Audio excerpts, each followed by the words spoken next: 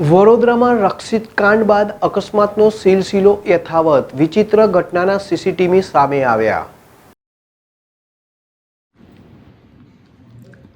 વડોદરામાં રક્ષિત કાંડ બાદ અકસ્માતનો સિલસિલો યથાવત, તો વિચિત્ર ઘટનાના સીસીટીવી કાર પલટીને ડિવાઈડર પર ચડી ગઈ કે જેના સીસીટીવી સામે આવ્યા છે। તો વિગતે વાત કરીએ તો સંસ્કારી નગરીમાં બહાર નીકળવું જોખમી થઈ રહ્યું છે। પૂરપાટ ચાલતી કારે પાર્ક કારને ટક્કર મારી।